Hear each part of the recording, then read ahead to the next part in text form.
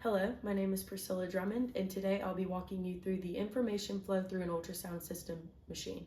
Basically, how all of the pieces worked inside to create the images that we see on the screen. Let's start at the very beginning with the master synchronizer. This part does exactly what the name suggests. It synchronizes everything. Sometimes we refer to it as the mom or the brain of the ultrasound system because it keeps all of the components organized and running smoothly.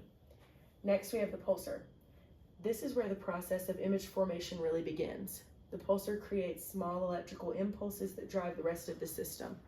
It controls important settings such as the pulse repetition period, the pulse repetition frequency, and the pulse amplitude. From there, we move to the beamformer.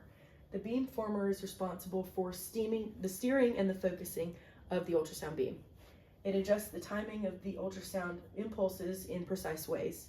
If you want to steer the beam, they're sent out in a sloped pattern like this. And if you want to focus the beam, they're sent out in a curved pattern like this.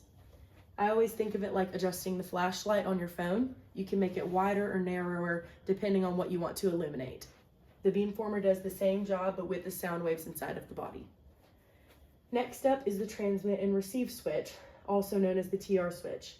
I like to think of it as the stop and go of the ultrasound machine.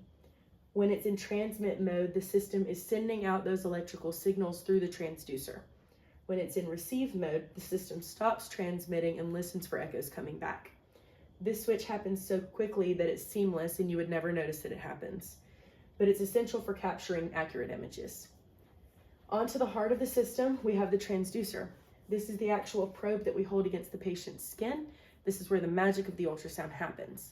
The transducer sends and receives signals, and it has several components that work together. The wire connects the ultrasound system to the PZT crystal. The case protects the inside of the transducer and prevents electrical shock to the patient. The electrical shield keeps the internal electrical signals from getting mixed up with any outside electrical noise.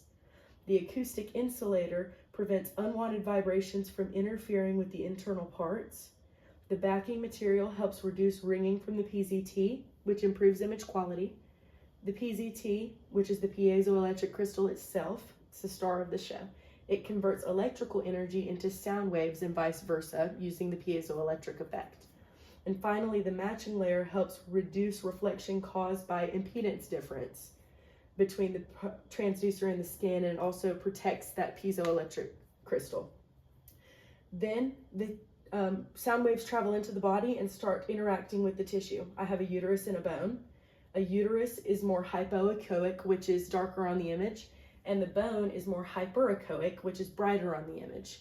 This difference is due to how much sound the tissue type reflects back, and that helps us distinguish between soft tissue, fluids, and more solid structures in the body. After the sound echoes return to the transducer, they head over to the receiver, which has 5 key functions: amplification, compensation, compression, demodulation, and reject. Amplification is your overall brightness. Compensation is your uniform brightness. Compression reduces the huge range of signals down to something that our eyes can actually perceive, which is typically around 20 shades of gray. Demodulation prepares the signal for display by turning the waveforms into a smoother signal. It has 2 steps. Rectification, which changes negative signals into positive signals, and smoothing, which smooths out the wave peaks. And reject helps eliminate unwanted signals from the system. Next, we move on to our converter. This is where we enter into the digital world. During pre-processing, the converter takes analog data and turns it into digital data, which is made up of binary numbers. This allows the machine to store, manipulate, and process the information more efficiently. Afterward, it can also convert the data back to analog form, which is real-world form. Now we can go to our display. The display is what most people recognize, which is the image that we see on our screen. This is our processed analog data, which lets us interpret and adjust and measure the images as we scan. The display is what brings all of the invisible sound waves to life so that we can visualize anatomy and pathology in real time. Finally, we have the storage, and this is where our images and videos are saved, which is typically in a PAC system, which is a picture archiving and communication system. It not only stores the images, but it also organizes them so that authorized users such as radiologists or other medical professionals can access that data from other locations, so that collaboration and diagnosis is much easier and faster for the doctors and the people that are working with that information. And that concludes my project on the ultrasound signal flow and processing in the machine itself. Thank you.